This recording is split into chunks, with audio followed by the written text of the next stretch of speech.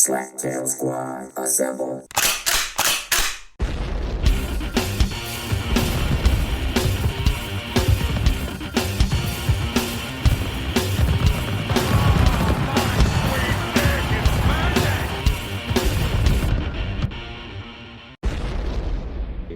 Am I happy? Are you still there? Yeah, I'm still here. Okay. I see that it's recording. Yeah, I'm happy. Why wouldn't I be happy? Well, because your favorite place in the world is opening back up. Yeah, we're still in. Hold on. They're like Disneyland. They're like the happiest place on earth for you. We're still in kind of like this mode where we're trying to figure out what our next motion is. We want to open up. We have a game plan, but it's a matter of when we open up and how we open up, right? And the flip side is we know what we want to do. Now, how receptive is everybody else to that? Well, let me welcome everyone, because in case you're listening, if you're listening, you should know what podcast this is. This is the Slaptail Squad, and you are a member of the Slaptail Nation, and my number one is the Ronz. And he's with us remote. I'm remote. It's a beautiful day in Michigan. It is really pretty outside. Pretty. And we're just talking about reopening a little bit. Ronz, I don't know if anybody knows us who listens to this podcast, but the Ronz. That's me. Ronz is a martial artist, and you may have never heard that before. So let me be the first to tell you that he is indeed a martial artist, and his happiest place on earth closed due to the stay-at-home orders for the pandemic. And I'm sure that he's just been sweating, living his days nervously because he could not be at his favorite place on earth. What is your favorite place on earth, Ronz? Chuck E. Cheese. Oh, well, that's disturbing. Actually, no. It's one of my favorite places to go because I like training. I really do. And I like working with people. It's one of those things. My goal is to be a better person, and that helps me achieve that. Whatever it takes to be a better person, do it. Right, as long as it's legal. His happiest place. Stupid. One of his favorite places is a dojo. For those of you that don't know what that is, if you're Korean, it's a dojang. If you're Chinese, I don't know what they call them. Training hall. I don't know what it is in Chinese. Reassignment dojo camp. Dojo for us. Dojo for us. That's where we go to train in various martial arts styles, which Ron is a black belt in every single style that we have there. No, I am pretty amazing. He's put in all the time. He's put in all the effort. I am. He knows every style that we have there. Relaxed. Even styles that don't have belts, he has a black belt in. I am not that way. No. That way? What? No. I do like training. I do like the discipline. However, there are times where, and this COVID has actually been a kind of a blessing too. It's like you get to take a step back where I was going so many times a week, right?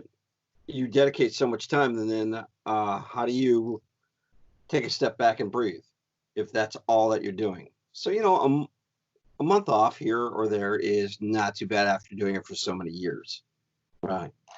Or taking a couple of weeks off. And I was going constantly nonstop. I wouldn't take weeks off, right?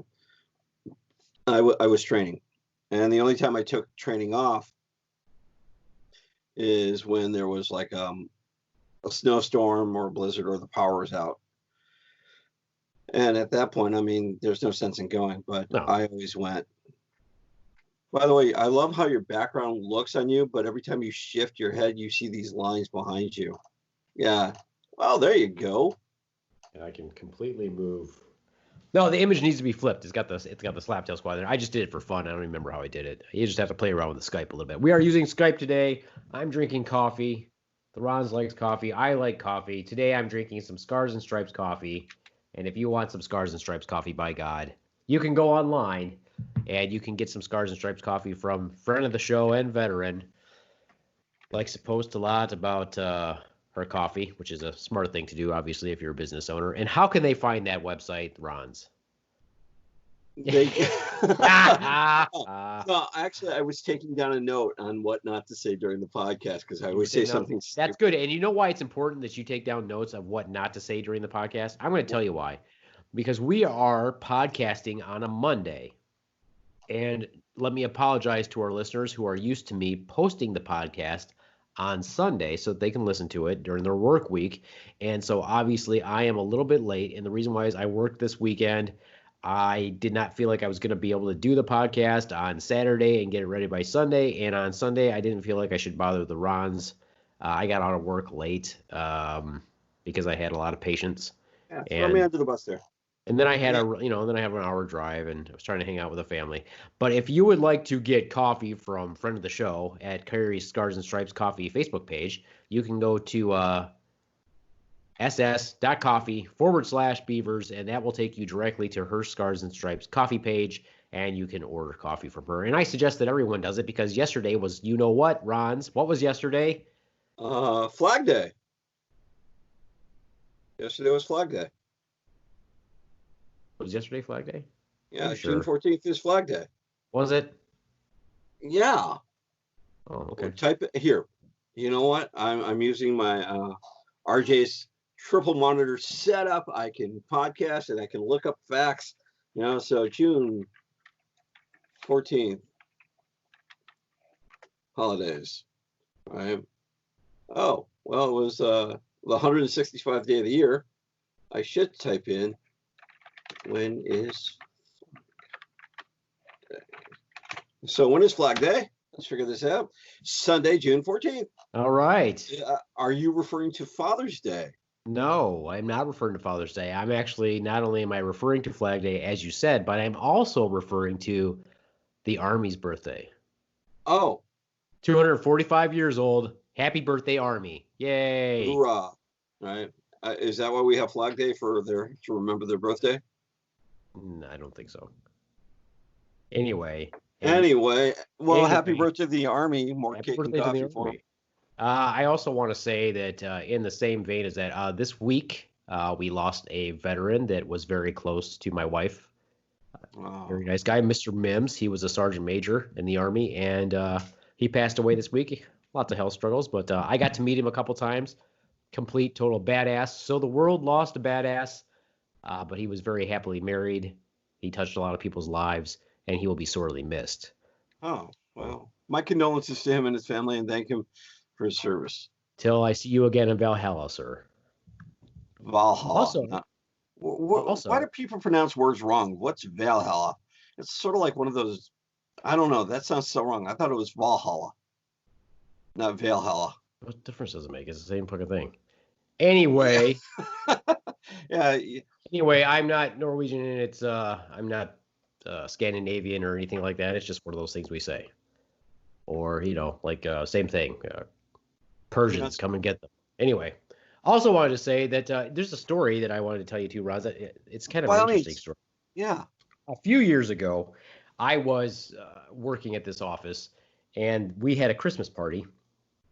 And at this Christmas party, they decided it would be fun if they brought in, all those canvases. And it was one of those painting parties.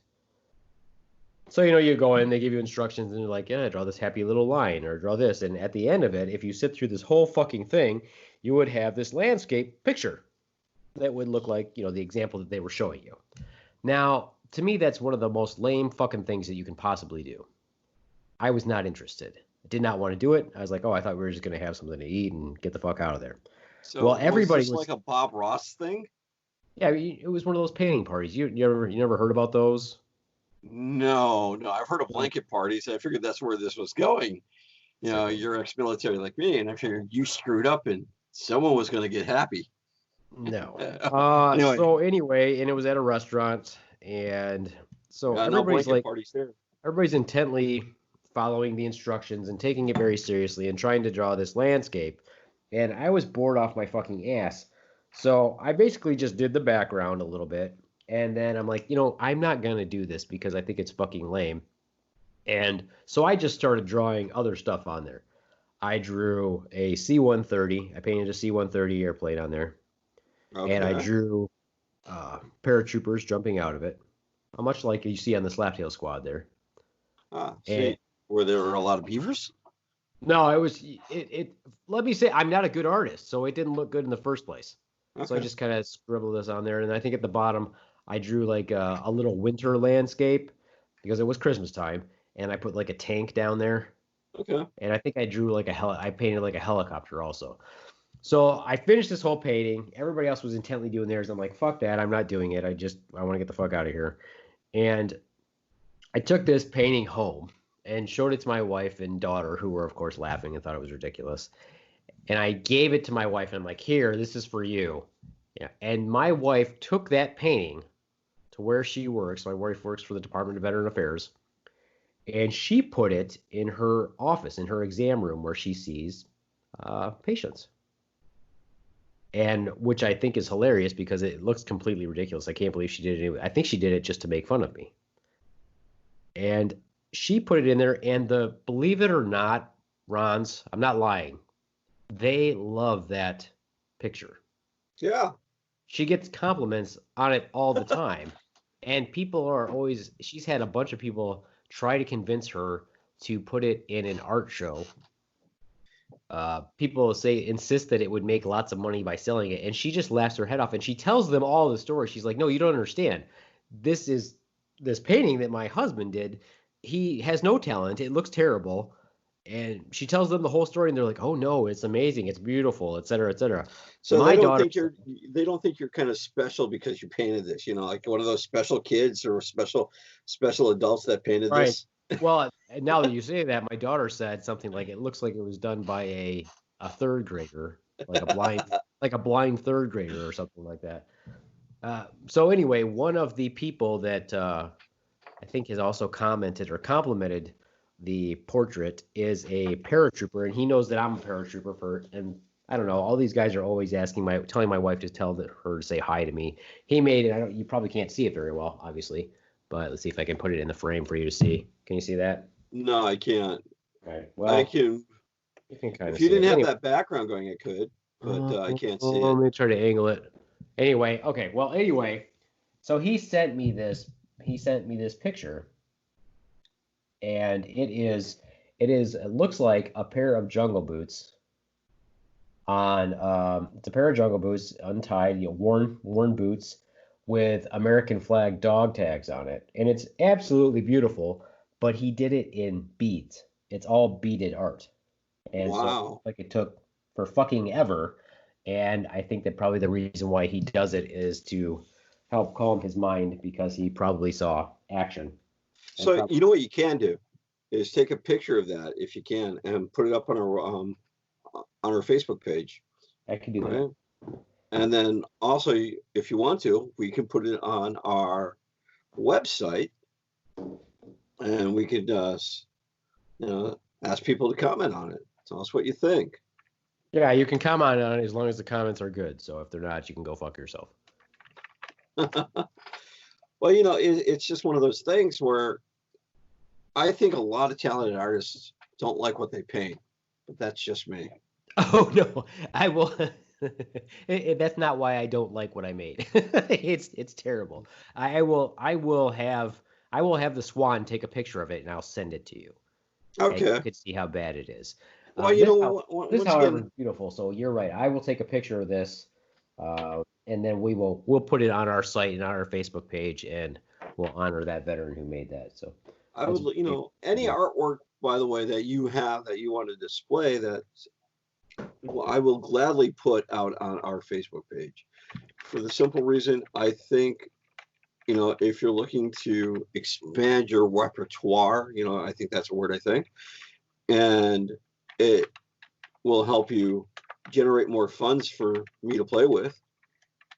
But I figure pretty much if you want to get out of the, if you want to do something that relieves stress, art is always good. Yes, when he says you, he means the collective you. He's not talking about me, because I'm not an artist and I won't be posting anything. He means our listening audience. No, I meant you, but if no, I don't. I'm not an artist. No, I think you're missing the point. This picture was fucked up. No, I did it for a picture party. It was terrible. I know exactly. I don't do art. I don't do that. This is my form of expression. What we're doing right now. This is how I express myself. That's fantastic. I figure you should branch out, though. I mean, you look at a lot of these artists out there that do stuff. They're like, no, I don't do this. This isn't good, and everybody raves about it. You should do it. No, I do. I will send you the picture. It is horrible. It was not. it was terrible. Once again, the Ronz misses the point. He misses I did not miss the point on that. Missed the point. But no, I didn't miss the point. I just like that. So I figured pretty much I would like to see it on there. But if you don't want to, I understand. Okay, this is what I'll do. I'll make you happy. I will send you the picture that I painted that is required no talent on my part whatsoever at a painting party, which is basically just copying someone else's picture. So it's not even being creative. It's just copying. But I will definitely send you a picture of this beaded artwork that the veteran gave to my wife to give to me, fellow paratrooper. So we can put that on the site and people can see it. But just like you said, though, if there are artists out there, we'd love to put your art up if you'd like. So we can see it, and this goes out to the whole world. That would be great.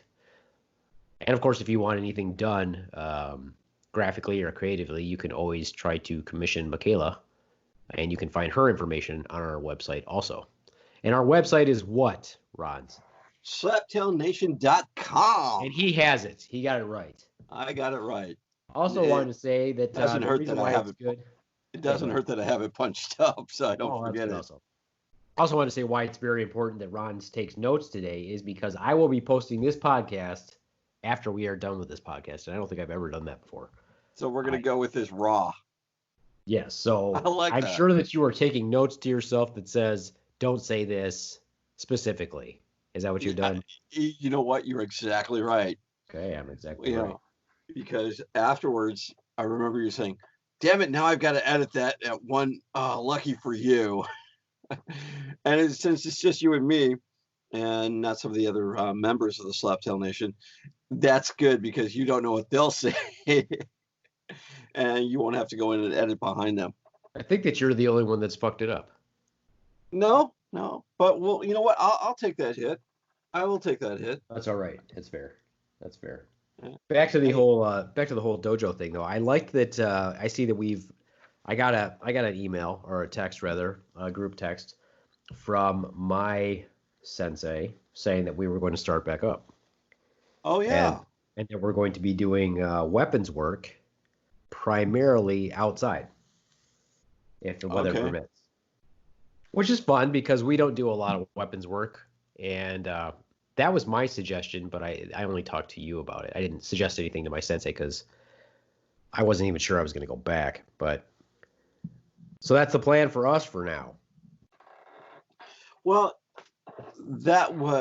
I went to a meeting, right, that for my style, right, and it was for just the higher belts only, the black belts. Was the meeting something like this? Your sensei started talking, you started talking, and then everybody said, "Shut up, Ron." No, actually, it was a lot more. What's the word? It was conductive and conducive, and it was productive. It really was. There were no bad ideas. There were just everybody else's great ideas than mine. No, but no. In all seriousness, it was discussing how we were going to open, what classes, and how things were going to be approached. And I got a list of things on my side, right, of what would possibly be done. We talked about the other styles coming back, of course, and just basically how it's all going to mesh out. And every style has their own way of doing things. So, we couldn't talk for them, but we could only talk for us. Right. So did the whole dojo though, like did the board have a meeting also to try to figure everything out, or was it just you guys just talked about karate? Well, for us, and I'm talking about just my style, it was mainly my style. But there have been board meetings from what I understand. All right. Oh, okay. No subject. Okay. There it is. Dude, that's fantastic. Oh my God. Are you crazy? Fantastic. I like that. That is one of the worst paintings I have ever seen. Have you seen any military paintings done by actual artists that are they're just fucking amazing? It looks like it was done. You were in the military like I was, and if they found that one guy who could paint, they put him on murals, right? They painted him. They basically said, okay, you're going to paint this wall. This is what we want to see. And this is what they did. in my section or squadron of the Air Force, I was in POL, fuels. And every year we were the only squadron that I believe within the United States Air Force to send out a Christmas card every year. And it was we had one of our guys always draw the whatever we wanted. And it was really great, whether it was like this or very intricate, but it was always out there. And that one person that could draw then always got tapped into during burials around the squadrons, right? Oh, you know how to do that. So if you knew guys who could draw or paint on top of what they already did, they would always say, okay, could you do this for us? So you didn't have guys like that in the Army? Oh yeah, but they still had to do everything else. Oh yeah, same here. Yeah. But what I painted was not good. I think it was great. That was my point. Oh, well, the You know taste, that, the taste people have honestly, is as I really look weird. at this, it looks like a death metal cover, a punk rock cover, a Yanni cover. Oh, Right? even better, a Yanni cover. It Even looks better. Who doesn't want to hear that about their finger it painting? looks awesome. I mean, it looks really cool. I mean, I know my son plays metal, and I'm thinking I'm going to show him this. It's like, can you make a song around this painting? Okay. And I think he can. All right. Well, moving on. Clearly, there's no accounting for taste in this world. You wanted to talk about the erosion of society and Oh, I did I? basically. Like No, you just asked me a question. What was the Mhm. question you were asking? Basically, just about politicians in general. Well, you know, the one thing, by the way, I've got to commend you. That was a nice segue. The one thing that I've seen is as we ramp up to local elections as well as national elections is political ads and how they either distort the truth or don't tell you the complete truth of everything that is out there. Case in point is that we have someone going in our local election or state election, I think, going, so and so made so much money on investing just before the COVID or whatever. All right. Or they did something. And I'm like, what's the real facts behind that? Was it just good luck timing? Did he see the writing on the wall? Or did he know about what's going on? Or are you just telling me what you think I need to know from your point of view instead of letting me do the figuring out? Well, it's sensationalism anyways, right? You have to make it interesting for people to pay attention to what you're talking about. I mean, there's a whole formula behind those ads, correct? Just like there's a formula behind music, whether it's good or bad, it stimulates a part of your brain that makes you interested. Like, did you ever see that? Did you watch Parks and Rec? Did you ever watch that show? Yeah, I watched it before. Oh, Shout out to Ron Swanson, who I like a lot. Yeah, there we go.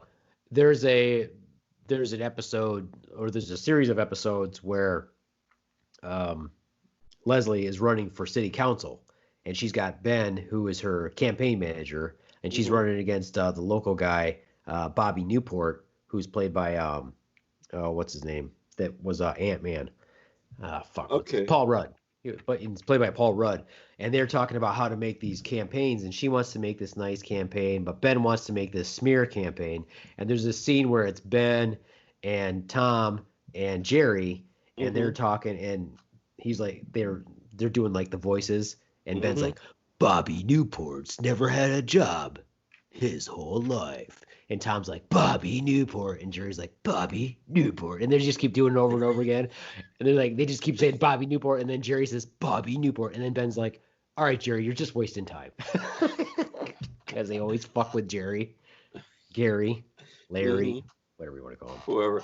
Well, you know, the thing is, when you look into these political ads, right, and you start to see, if you want to delve in farther and faster, you can investigate, right? Because they cite their sources. What's the other part about that? Why did that person do that? And what's the other part of why they passed that bill, right? That person passed that bill in Congress without you knowing. Is that what you really want? You're like, And then well, you realize, I didn't know about it before, so yeah.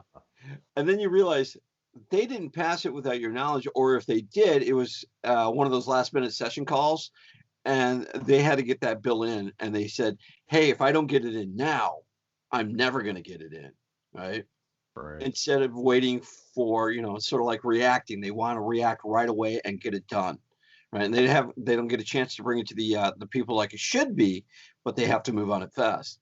Now, I don't agree with that. Let me say that right now. But if you've got to react in the best interest of the people, react in the best interest of the people, and the fallout, of course, will come from that. Well, but I think a lot of it too is where you think that it's probably not in the best interest of the people. Mm-hmm. It's not like you would think, you or I would think, or this is how my thought process goes. If I want to pass legislation, I would say, for example, oh, let's make sure that all coffee cups with yellow paint liners, the paint is lead free. And that's my bill, okay? Or that's the legislation I want to pass. And so I get that all drafted and everything. And then I go to pass it, and somebody's like, "Hey, I know you want to pass this bill, but do you mind if I tack on a couple of other completely unrelated things to that bill? So if you make something that seems like it's common sense and it shouldn't be done, so let's pass a bill," and then somebody else tacks onto it a little piece of it, everybody will pass that bill that makes common sense, but there's two other parts to it that make no sense, like let's make hula hoops illegal for toddlers. Okay, well, what the fuck does that have to do with anything? And it gets slipped The in with. Beaveman passing hula hoops illegal for toddlers.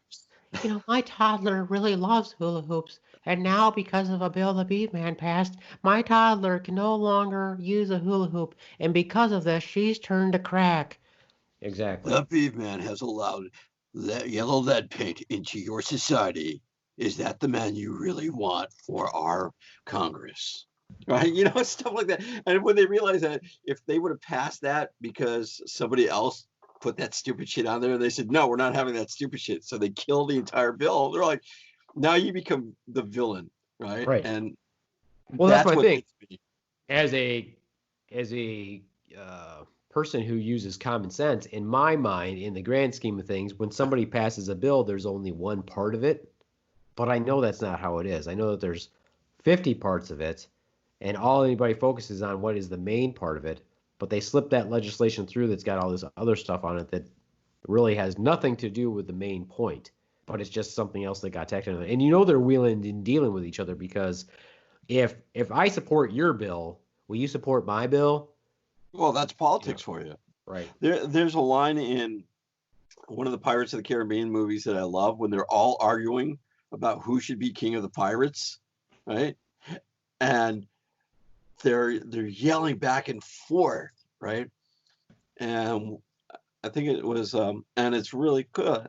I think it's the Swan, Elizabeth Swan in the movie. Swan says, "This is madness," and black character, Captain Jack, turns around, "This is politics." And when you look at the parliamentary procedure over in England, right? You ever watch the parliaments? Oh yeah, they cool. yell back and forth. I mean, it's just one drink from a bar fight waiting to happen, I think. I feel like they get more done than. And when that, I don't know, maybe politics should be like that, where people just yell back and forth. And they said, no, let's not do that. I feel like it would be more fun the way they do it, for sure. I agree. I can't imagine it's too. I imagine that if you were to go watch if you were going to watch a legislative session, even here locally, like at the state government level, that probably a lot of them are sleeping. The other thing on that is when they were going to introduce the position to line vote or line veto, and I wasn't terribly opposed against that, because then you could go, this is what's good, this is what's bad. However, I think they were afraid of abuse of power, right? And the other thing is on. Yes, that squeaking noise is Ronz moving back and forth constantly. That's what that squeaking noise is, if anybody wants to know. Oh, my mistake. I'd like you to sit perfectly still. I thought you wanted me to say something. No, when Line when veto. yeah, line veto, but it's more or less when you see what's going on.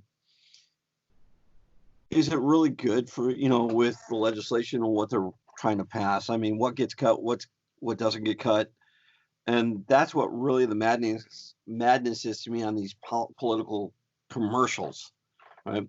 And they're just starting to come out now, right? And I'm pretty sure in the next couple of months it's gonna do that.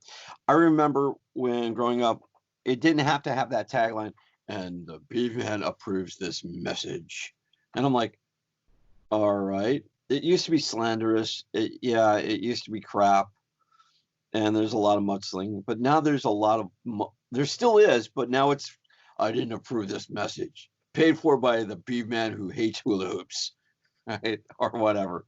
What's important to remember is I did not say I hated hula hoops. That last little bit got slid in just so that I could pass my bill that says yellow paint should not contain lead on a coffee cup, which makes a lot of sense. You shouldn't have lead paint on a coffee cup.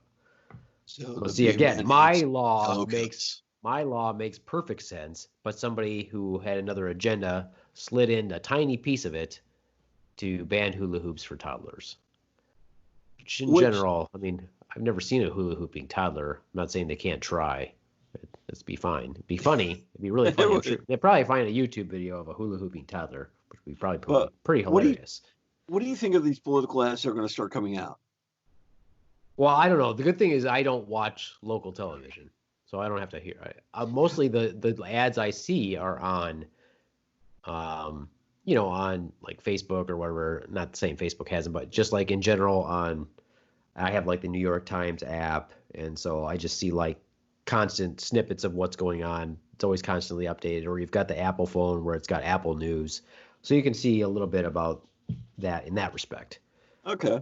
Like for example, I guess Joe Biden said that his vice presidential running mate will be a woman, like no matter what. I just saw something on that this morning. I know when I'm on YouTube, I'm listening to certain narrations or listen to certain music, and it says, all of a sudden a political ad pops up. A couple months ago, it was send a birthday greeting to Donald Trump. I'm like, why? Why would I do that? And then it's Joe Biden's birthday. Send a birthday card for him. Once again, why? Right? These guys didn't wish me a happy birthday. Right? And then it's like, do you support this? Or do you support me? What I don't care. That does pop up. That does pop on Facebook. Do you support Biden? Do you support Trump? That pops up. But the thing is, when I'm watching my YouTube videos or listening to music, right, and I got to stop. I got to say, skip through ads, right? I don't want to listen to your political rhetoric, right? And why should I be forced to listen to facts that I don't believe in, or that someone else did the research and you want me to just go on that whim? It's kind of smart, though, by the people that are putting out those platforms, though, right? Because if you paid for like a premium subscription, then you could skip the ads completely and not have them. That's true, too. But then again, when YouTube started out on other social platforms, they were free speech, right? You could say what you want. And yeah, there was a lot of stupid shit out there. There really was. However, now there is, we're going to tell you what to think kind of speech. And that's where it gets me. And that's why I don't like a lot of political commercials. They're telling me what I need to think. I'm like, no. I'm going to vote for somebody because of their track record, or I've done the research for them. Once again, defending the Constitution. For any vet, I don't care where you stand on the line. It's your right to question politics and political motivations. And if you don't do that, then we're no longer in a democracy. It's more of a, lead follower, get out of the way routine.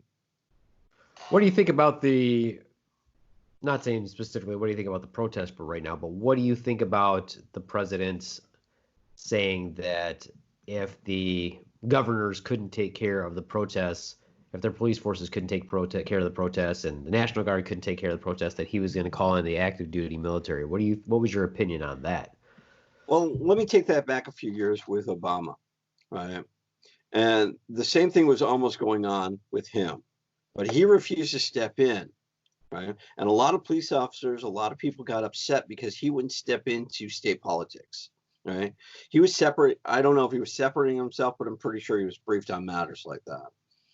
Because when you have a government, right, out there, and your governor is supposed to be running your state, that's what you paid them to do. That's what you elected them to do. Don't get involved until until you really have to, right? That our president oversees everything, doesn't micromanage, right? He doesn't need to micromanage, and that's exactly what Trump was doing. He was micromanaging. Right? He couldn't let the states handle it. If he said, "I'm going to send this in because you can't handle it," one, it doesn't support the faith in politics or the faith in your own government, right? It doesn't. It's sort of like your squadron commander or your army commander says, Bobby, Joe, whatever, you need to go through and do this. And all of a sudden he steps in and starts micromanaging everything and nothing gets done. So how do you handle that? Right. Well, I was looking at more of the bigger picture being, what is your opinion on him saying that he would call in the actual armed forces to be operating inside the U.S. instead of doing which steps on the states? Because, for example, the whole point behind the quote National Guard is like when you take your oath in the National Guard, when you join the National Guard, you take an oath.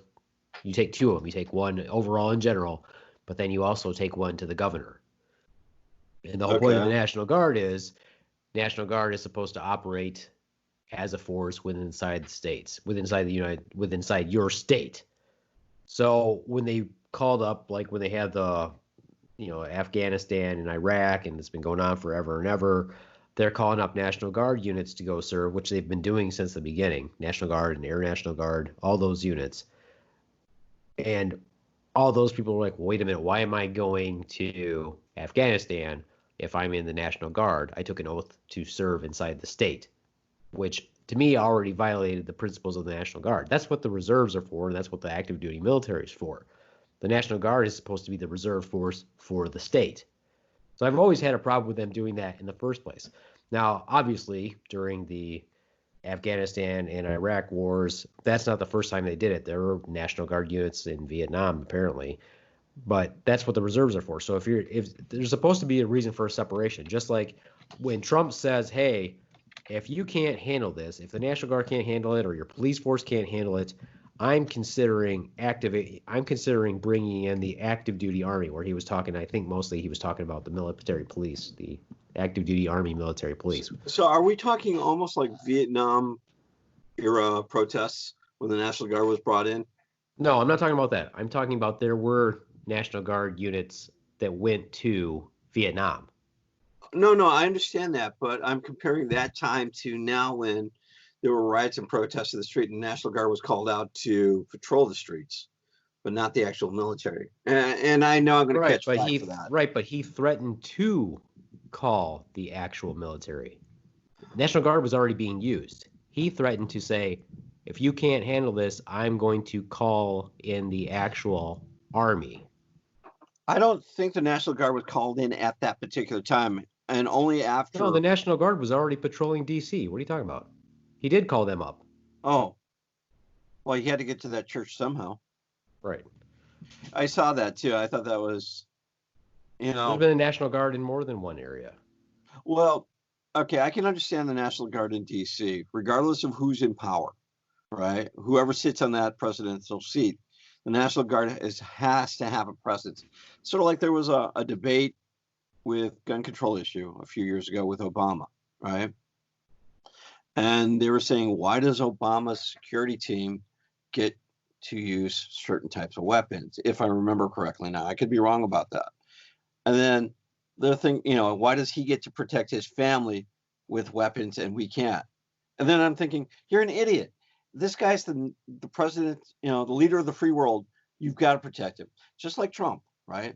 You're always going to have the National Guard on call 24/7 in DC. So that I can always see happening because there is always some crackpot, right, coming after that, whoever sits on that seat, regardless of political affiliation, Republican or Democrat. Someone's always going to go after the president, and that's a shame, right? So I can always see the National Guard patrolling that particular city or always on standby 24/7, ready to rock and roll in that city. It's going to happen no matter where you go, right? Yeah, just in DC, I understand though. that, but that's not the question I'm asking. The question I'm asking is, that's a conflict with him saying that he would call in the regular military. That's what I'm saying. Okay, I understand that then. I'm saying that that's not what the regular military is designed for. So once you say, regardless if it's Washington D.C. or not, because D.C. is a different animal, right? It's not a state. So I think it was more the National Guard saber-rattling. already reports to the president and vice president in Washington D.C. I think it was report to more a governor because there's no governor. Okay. I'm talking about making a threat to call in the actual U.S. military that is a federal branch into a state. That's I think it was, as I was trying to say, saber rattling, right, or sword rattling. I'm going to do this if you don't do it. It's sort of like your parents stomping up and down the stairs after there's been a fight between you and your siblings, saying, if you guys don't stop it, I'm going to come down there and I'm going to stop it. I think our current sitting president says a lot of shit that he shouldn't say, and he's held accountable for it. At least by the but he's not held accountable for it. That's the thing, is he does whatever he wants to. He's not being held accountable for it. He's not held accountable for what he says. People just have expressed their opinion on what he says, but he's not being held accountable because he does whatever the fuck he wants. Nobody's saying, hey, you can't say that, and he's doing it anyway. Well, freedom of speech is one of our passions, right? He can say anything he wants. Whether he acts on it or not, that's a different story. Well, that's my whole point, is saying that you're going to use the active duty military in a state that is governed by a state. It does not look favorably upon you, because then you're saying, oh, this is extreme federal involvement.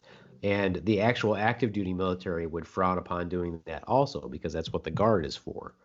The Guard would have to, you know what I mean? The Guard would have to completely fail in order for federal troops, active military, to step in and say, okay, we have to take over the situation. Now it looks like you're operating inside a police state or martial law. Well, what would you do, though, if everything was going to hell in a handbasket? But it's not. That's watch? The point. Is it's not going to hell. That's the whole point. He threatened something that it's not going that way. Is the National Guard actually being utilized properly? Are the police forces actually being utilized properly? They're just. I mean, you're just gonna say, I'm gonna call in federal troops. Well, why don't you just let this shit play out? It's not like they're being overran or any problems like that. You don't have to say, let me call in the. If you called in, as an example, if you called in the military police to go quell a problem, and you don't give them the proper rules of engagement and just say, okay, we want you to go ahead and act on this with riot control, they will mow through everybody. I mean, I've seen these clips of the police in their riot gear and their riot stuff. I'm like, I don't know who trained them in riot control, because it's not impressive. But if you've seen the military police do riot control training, or even I've done riot control training, it was way more effective than the shit that I've seen. It's literally like, you know how they show in the movies where the Romans all lock their shields and they're like, they step and drag, and they lower their shields and they're shoving spears, and then one person raises their spears. It's kind of like that with batons. So you try to breach that, you ain't breaching it. You go to, it's fun because I've done it where I was on the opposite side also, where you aggress against the riot line. Okay. It's fucking pretty painful to bounce off that shield. And literally all they do is they lower one side, raise the other side, and they jab you with their fucking batons between the shields. And it fucking hurts. That sucks. And they just keep moving. They don't stop. That line doesn't stop. They do this step drag motion, and they just keep pushing through you. It's pretty impressive. And then you combine that with of course, the other stuff that they have, like the if they want to use tear gas and all that other shit. So if you didn't give them, obviously, if you didn't say, hey, do it, every time the military has a problem, in my opinion, is because of rules of engagement, right? You know what rules, everybody, for our listeners who don't know what rules of engagement means. What are the rules of engagement? Rules of engagement are the orders or the instructions you're given before you go into a conflict or into a situation. If they said, hey, we're going to go invade this country, and they say, what are the rules of engagement? Like the first Desert Shield. I didn't serve there. I was still in high school, but there's stories that my friends told me of saying, yeah, we couldn't shoot unless we were shot at. And there were periods of time in the first war where they didn't even have their magazines in their rifles. They had to wait to load if they got shot at. Interesting. Rules of engagement on the second issue, or the war in Afghanistan, the war in Iraq, where they pushed through and kicked ass, they didn't have those constrictions. So you have to decide very soon on what are the restrictions. Like when you see, I saw pictures of them yelling at National Guard troops, and the National Guard troops were just standing there, and they didn't have a magazine in their weapons. So how threatening do you look if you don't even have a magazine in your weapon? And people are smart. They can tell that your weapon's not loaded, and you're just standing there as a wall without shields. That's not a very good rule of engagement for the National Guard people. Now, once again, I'm not saying that they should have. What I'm saying is maybe promote peaceful protests and remove the violent protesters and don't let it get that bad. But if you decide you're going to call in the U.S. Army military, you've got to give them actual rules of engagement, or else you're going to have a major issue. Well, on that note, what do you think about the people that were infiltrating these peaceful protests causing problems? Well, here's what I would say to do. Tell me what to do. If I was king, this is what I would do. What would you do? If I was king, I would say, I am all about you guys doing these protests. I'm all about it. But here's what I would also recommend. I would recommend that if you want to make a stand and you want to make things look good and you want your voices to be heard, police your own violent protesters. Because guess what? Man, policing his if own you violent decide protesters. that you want to protest, I'm all for it. Shoot, I'll walk with you. But the minute you guys see somebody being violent, somebody needs to take that motherfucker out. Because now you've changed the way that everybody's going to look at you.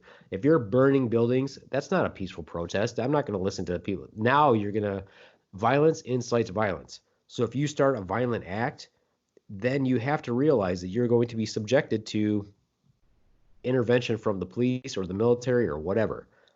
I think it would be better if you said it's kind of like either you hire private security forces or you tell their own people, like, police your own people. If you see some fucker doing something stupid, then people need to take them out. Zip tie their ass, throw them on the ground, and move on. I like that. Police your own protesters. I like that a lot. The Beaveman, policing his own people, coming to a theater near you. I like that. That's a really good thing. Yeah. And because the way I saw it was, you saw people within that happen. In fact, I think one of my acquaintances posted something like that on his Facebook page, that they saw one of these people and they found out that they were actually going from place to place, inciting riots or violence. Now, I don't know how true that is, but it's pretty well documented, I think, somewhere out there, that it's out there somewhere, right? It's more or less that. But more to the point, it's like now these protesters and everything, they're going to be using political commercials against whatever. And I just can't wait for all this stuff to blow over. And speaking of which, because we're on the pandemic and epidemic and the apocalypse, and now the corona thing, right? Not the beer, the COVID thing is starting to spike back up. And I'm pissed because I just got out of the house and I want to stay out. Pretty sure my wife wants me out of the house a lot more. Yeah, but it's not a surprise. No, it's not. It was just like I said before, and what people have been saying. It's a totally American thing to just think that something will go away because you ignore it. I keep getting people asking me about it all the time at work, and the town I work in is not a huge town. I don't know. There's people there that I would say the majority of the people that I've encountered there believe that it's not real because it's a small town and they haven't seen it. Like, it's because you're a small town. This is not New York City. It's not Chicago. It's not Detroit. It's not it's not a super dense population. But I've seen it there. And the people that got it, some of them had very minor symptoms. Some of them had very major symptoms. Some of them are still recovering 8 weeks later. So it's out there. It's just, yeah, thank God that a lot of the people that get it do not have severe symptoms. But do you want to be one of the people that gets severe symptoms, or do you want to be the person that gets severe symptoms and dies? I mean, obviously, once you die, you don't have to worry about it anymore, as far as we know. As far as we know. As far as we know, you could have an eternity of suffering from what you had last. I have no idea. Yeah, there's Once again, the Beaveman likes to think that you become you go to a different ethereal plane, which would be kind of cool. The Beaveman against hula hoops, but for ethereal planes. No, I'm not against hula hoops. Let me just say that my legislation that I was having passed that was common sense, some idiot slipped that in there, and because I wanted my legislation passed, I just let that get slipped through. It just means I'm a bad politician. And The that I'm not Beaveman actually double talking his way out of a That's right. political problem. Just a bad politician. Just a bad politician waiting to do or a good. good politician, I guess, or a good politician, whichever way you want to look at it. No, it's just that you're right. It's spiking, and that's not surprising. And it, of course, where they were like, oh, it'll die off when it gets warm. No scientist said that in the first fucking place. That's all conjecture and bullshit. It's not the flu. The dinosaur scientists did, but the dinosaur they're gone. Yeah, they're gone. They're all gone. No, it's I don't know. My worry again is a resurgence because it never went away, and of course it's just working its way through the world and through the country. And I just feel like we missed our window. It's never going to go away. So it's one of those things where we have to come up with a way to treat it, and we have to come up with vaccination and hope and pray for herd immunity and hope that someday it will be something like the common cold. Herd immunity? Herd immunity. Oh, I've never heard of that term. So herd like a herd of cattle or herd of cows, whatever. Herd immunity means if let's say that you don't get the flu shot. Okay. I've heard of cows. But your wife and son get the flu shot. Because you live in the same house, there's a good chance you will become immune to the flu virus because you will get the same immunity as them. That's called herd immunity. That's how we've managed to keep communicable diseases, like the measles, mumps, all those other things down, because the majority of people got vaccines and there was a small percentage that didn't. But now there's a lot of people that don't get vaccinated, so that principle of herd immunity is less likely. Interesting. Yeah. I will live forever.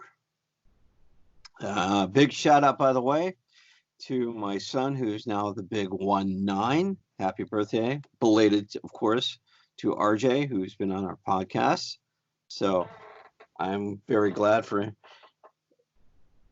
Totally off the subject because you're older than I am. I am. Speaking of the age of your son. Of course. Are you looking forward to, I mean, it's a little young, or it's a little early on for him, but what I'm saying is the reason why I'm asking is because you're older. Are you looking forward to having grandchildren, and are you worried about the timeline? No, I'm not. I can't control. Oh, it's actually more than one question. So. Well, I understand that, but I can't control a lot of the BS out there. I can't control the life of stupidity. Now, I can try and stop it, but I can't control it from rolling on.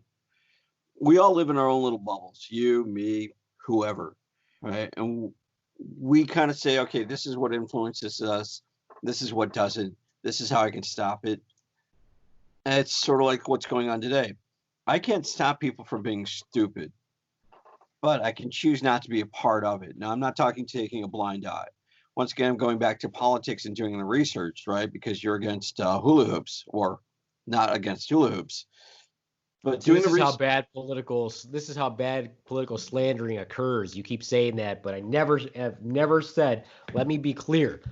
Let me be clear. I am not against unicorns. Unicorns, that's right. However, or hula hoops, or just or yellow coffee cups, just against the lead paint. That's right. I'm not. See, that's how you would misconstrue it. It would make it seem like I'm against yellow coffee cups, which I'm not. I'm against the use of lead paint in yellow coffee cups. That's how you take the sound bites, you take the written word, you don't put it all out there, you lose a little dot dot dot, and you can make somebody look really bad. Hey, I'm not the one that's against yellow paint and yellow coffee cups and hula hoops and unicorns. I am also not that person. Yeah, And I'm not saying- everybody knows that everybody knows I'm for unicorns. Everybody knows that. That's obvious. It was my birthday this weekend, and Carrie would not let me wear a unicorn pajamas. I wanted to go out in public and wear unicorn pajamas. Oh, happy birthday. How old are you now? I am the big 5'5". 5'5". Very nice. Excellent job. So, and that's why I asked Thank you. You're not even slightly worried about the fact that your son is 19, you're 55. We obviously don't want to rush him to get married and have babies. But Of course. by the time he does, let's just conservatively say, you're going to be 60. Okay. And do you feel like time's running out with the whole grandkid thing, or you're like, hey, 60 is pretty cool to be a grandpa? Anytime is okay. I can't control that. I have to accept that there are things I just cannot control. Right. It's sort of like, you're a father of two. If one of your kids came home and says, guess who's going to be a grandpa? And they look at you, raise your hand. And you're like, what? And, and I don't want to know what's going to go through your mind. I feel like that would be a really weird way for my children to pose that question to me, but I guess that's not out of the question. Mm-hmm. And, and as a parent, you want their future laid out for them, either by their own accord or with some of your guidance, right? Because you're like, this is what if you want to do this, this is how you can pursue it. Now, most kids I want to do things my own way, and you have to watch them fall. I completely understand that. And you let them pick themselves up, and you go, what do you learn? Nothing. Well, you're going to fall again.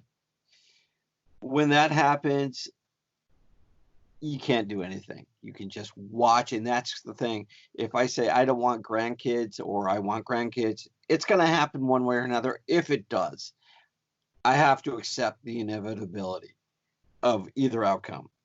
So to saying I want grandkids or don't want grandkids is pointless, right? Am I prepared for it?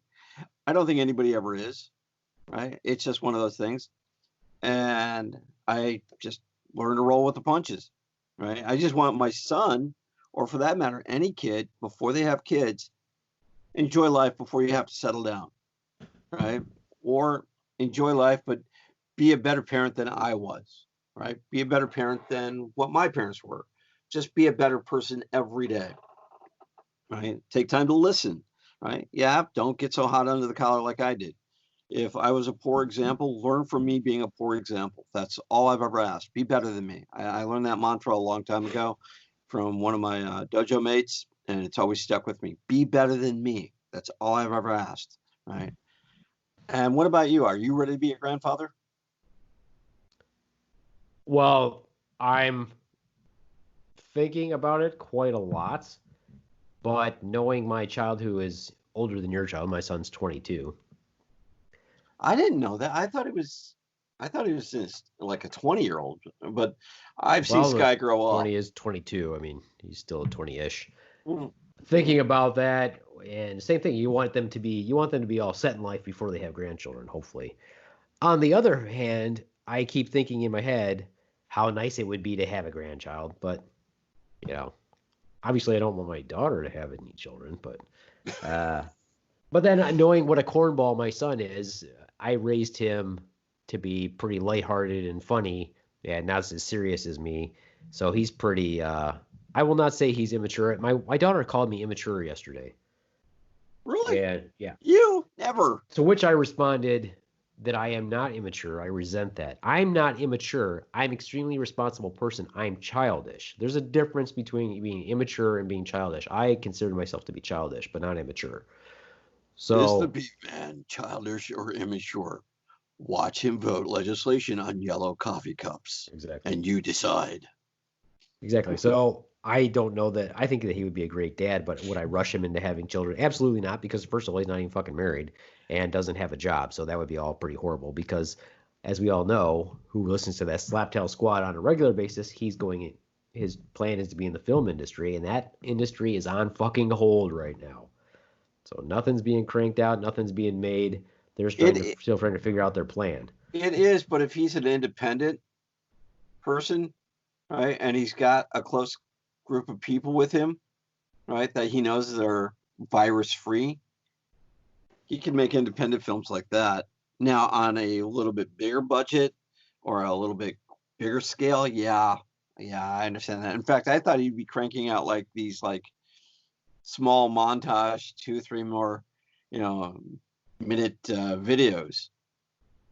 Well, we've actually been talking about that, and I recommended that he do that because now he's got he's doing his second editing class, and he's got learning all the Avid software, and he's already done the Adobe. Okay. And I think he's going to learn Final Cut Pro or whatever. Oh, fantastic. So I've been telling him like, hey man, you've got a great tool for filming now. You've got an iPhone 11, which they've been making people make pretty good videos with those. And when you're learning to be an editing guru, you can make 2-3 minute things. And I'm like, I'm more than willing to do any sketch comedy that you write. That sounds like fun to me. And we could always put that on our website and promote that too. The other thing that I've been talking with him about, because he's a writer, he writes all the time, is I'm like, what you should do is write an opening monologue for us to do on our podcast. That would be pretty fucking sweet. I'm like, and I'll pay you for that because I'm not a good writer. So I think that would be fun. The Beaveman, the politician, using unscripted labor from his child. Yeah, now you're employing children into labor now for you. Oh, I'm promoting the arts. Well, yeah, they're not going to see that. You're using your child for your own use. Except I said I would pay him for that. No, see, you're saying something that I didn't say in the first place. You said that. I just went ... No, I didn't put that in there. I said. Yeah. That's not what I said. But again, you're using the total smear campaigns that everybody uses. Yeah, you know what? You are correct. Back to what you're saying, though. It's like you want your kids to succeed where you did not succeed, or where do you want to follow in my footsteps? Like I told my son, do you want to be in IT like me? Right? Don't have to work out in the blazing sun, or you don't have to work in a hot factory. No, he wants to be a mechanic. I'm like, dude, AC is where it's at, but it's what you want to do. You're happy. Whereas you work in an office, you work in a medical office, but if your son's on location, right, some of his locations are going to be hot, sweaty, the payoff in the end is, of course, great, right? You've got to suffer for your art. You really do. And if he's willing to do that, more power to him, right? It's his own choice, which I look forward to watching some of his stuff. I really do. And I can't say that I haven't benefited from my son's knowledge either, because he's fixed my wife's car, because he's smarter than me. He's infinitely smarter than me. He has fixed a lawnmower. He fixed a generator that during the last power outage we used, right? He's got this mechanical skill that's great. And it's just, all right, if this is what you really want to do, then I will support you. I may not agree with it, but I will support you no matter what it is. And he's becoming a better person than me. And that's all anybody parent wants. And when he has kids, hopefully he will be a better parent than I have been. So that's all I want. Yeah, that's also what I want as well. And it was just a curious question because you're older than I am. I've been thinking about that a lot. What I want is my children not to wake up 20 years later and be like, holy shit, that 20 years went by really fast.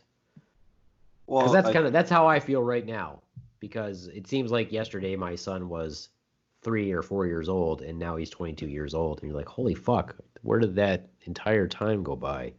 Oh, I agree.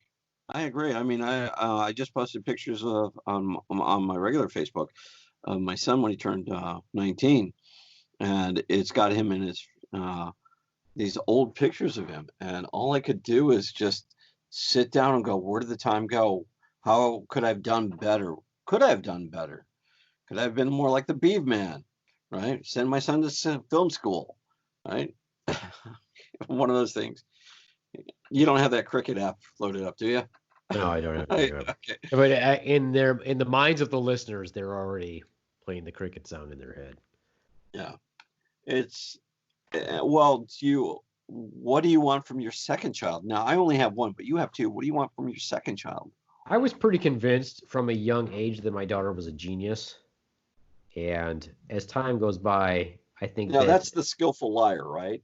I think that with her exposure to in school and from social media and the availability of television, that sort of thing, that the genius that she had, or they thought the process that I believe that she was a genius went away.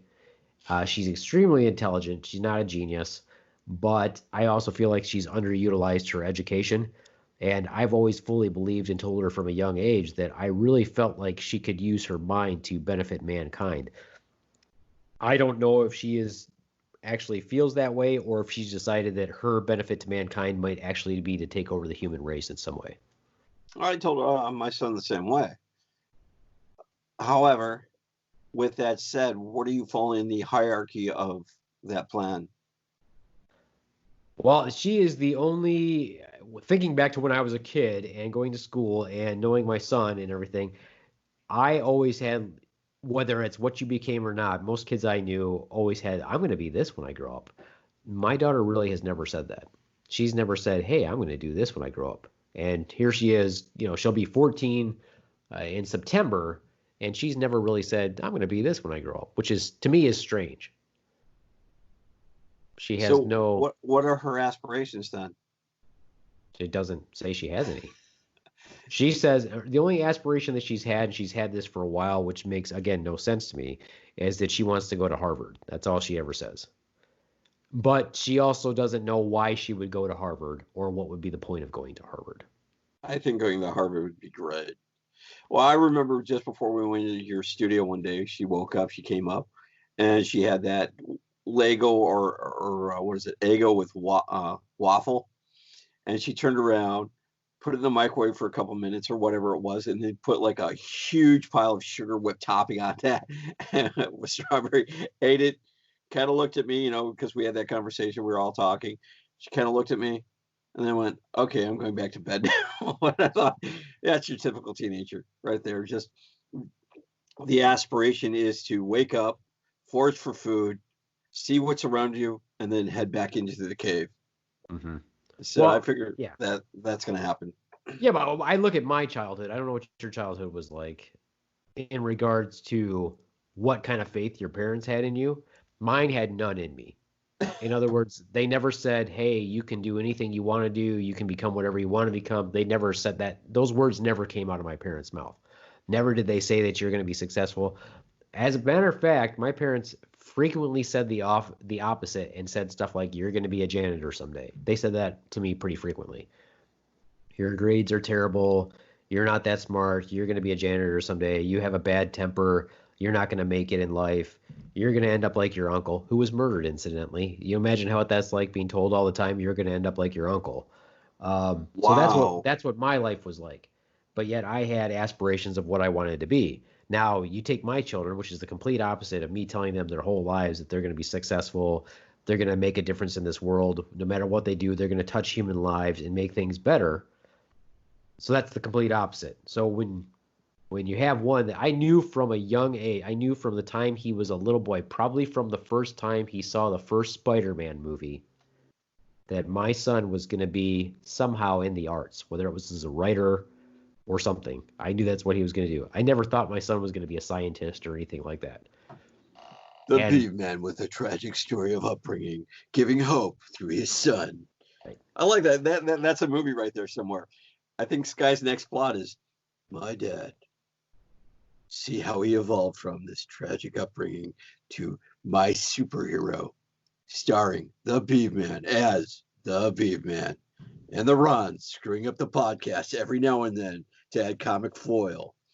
Then me, Sky, the producer, the director, the writer, the pitchman, and as a side note, the Swan yelling and adding dialogue saying, I'm not that stupid. I'm just smarter than you and you don't know it. I like that. Copyright the Ronz if you decide to Copyright use the that Ronz. voice. Actually, with my daughter, there was two assumptions there, 2 or 3 assumptions I had from a young age, that she was either going to be a scientist in some way, research scientist or something like that, or she was going to somehow be in the upper echelons of espionage or something like that. Sort of like the Black Widow from Avengers. Well, I mean, but as she's getting older, what I actually think that, and she'd probably say I was a ridiculous notion. I really think that she'd be a good stand-up comic. So why not suggest that she go to theater then? Because there's the opposite of that is that her brain she's very intelligent. So I kind of feel like, well, maybe that would be a waste, but she's really fucking funny. So I'm like, God, she'd be really fucking funny. There if are she a just lot started of writing now. There are a lot of actors and comedians who have masters and doctorates. Macam Balik from The Big Bang Theory is a doctor in neuroscience, right? That's not nothing to sneeze at. No, but that's not utilizing that knowledge that you have. Actually, she utilized it in the show in the comedy. Yeah, but that's not a contribution to the scientific community. That's what I'm saying. Actually, it was because she was a woman, and she was saying you still can be a scientist and a mother and a comedian. You can do it all. That's not contributing to the science. She's not contributing to the scientific community. In other words, what is she discovering? What is she writing? That's what I'm talking about. She's empowering young women to say, that's not the same thing. That's not the same thing, though. That's not the same. That you can't say that's contributing to the scientific community because you're encouraging other people. That you yourself are not contributing anything to the scientific community. I'm just saying that what I'm saying is I feel like she could do anything, but I haven't heard of any aspirations of what she wants to do. Yeah, well, look at if you're a fan of Queen, Brian May, right? He's an astrophysicist. He contributes to society as well as playing music. You look at a lot of these people behind the scenes, and you like, there is no way you are that smart to be that dumb, or you do that. And it just floors me. Right, that we have all these people out there who are smart but don't get credit for it. So when I look at my son, it's like, he's brilliant. He really is. I just, sometimes we just got to take a step back and say, okay, if this is your path, I'll support you while you're on it. Just don't do anything stupid. Yeah. Well, I'm totally in support of whatever she decides to do. I'm just waiting to have one statement just once. And you don't have to do whatever you say. What I really want to do is I didn't do what I originally thought I was going to do. What was that? I wanted to go to school to get a major in acting and like a minor in philosophy. So your acting passion kind of got passed on to your kids. Yeah, I don't really know that it was ever passionate because that was a young person's idea. For me, if I wouldn't have, that's why I'm glad I went in the Army, because that whole idea went out the window. I'm like, that doesn't even, I wouldn't have been good at it, and I'm quite glad that I didn't do it. So, yeah. It would have been a waste of money. Let's just put it that way. Going to school for an art degree or in the fine arts for me would have been a waste of time. I don't know. You're doing a podcast now. You're pretty smart. Yeah, it has nothing that has this is 25, 27 years later. If I had done it then, it would have been a bad choice. You could have choice. Well, I don't know. Right? I know at one point I wanted to be a stuntman, right? Just because I liked the way these guys could take falls. I thought those, I wanted to work in the movie industry because these guys were behind the scenes and making things happen. But then again, as I watched more of these guys, I mean, these guys are great actors, but they walk away broken. And I thought, right. And we could always throw you off stuff now and film it. Mm-hmm. Oh, definitely. We could still throw you off things. But now, the safety procedures and everything. So no, we don't have to worry about that. We could just throw you off stuff, and I'm all for that. Let's see how far we can go. We can do that. And one of the other goals is that I had was I wanted to be a traveler. I really did. I I wanted to see where the stars and the roads would take me. However, responsibility with life and everything kind of kicked in. I'm like, okay, cool. This is where my path is. This is the path I'm on now. I'm not saying it won't happen. However, I mean, I want my son to have that same luxury I had, or Sure. that same opportunity I have. And I want to see where his road takes him. But if he doesn't want to go anywhere, right now he just wants a car. That's all he wants. Mhm. So, we're working towards a car after COVID. The car after COVID. The car after COVID. After COVID. All right. Well, I'd say that pretty much beats a dead horse. Pretty much. Pretty much. All right. Anything to add, Ronz? As we wrap it up, because I'm going to actually post this today, so it'll be a new wave, a new era. Podcasting the same day I'm posting, or posting the same day I'm podcasting, or whatever. I would say, as events unfold in our time right now, don't take things as is. Look at things, research things, because right now everything's on fire, and ask yourself how you can put it out. Right? Just go out there and making a joke, whatever, getting back into training, helping out people. I think that's what we're sorely lacking in our society. And sometimes, like, people don't want help. Just you got to walk away from a disaster sometimes. Right? So walk away from the disaster, let the world burn if you have to, but keep yourself sane, keep yourself healthy, right? Go out for fried chicken, right? Fried shrimp, right? I know it was my birthday and I had a meal that I shouldn't have had. It was great, right? Because I usually don't eat a lot of fried foods, but it was damn well worth it. Last phrase from Ron's: eat fried food. Okay. Eat fried food. I guess my opinion, or my advice to everyone is this: playing off of what the Ron said, putting out the fires. No matter what you think you can do with a fire, you'll never have enough urine. There we go. I like that. All right, and that's it for me then. The Beaveman, the Ronz, saying hey. Adios, mooch fuckos. Adios. Take care.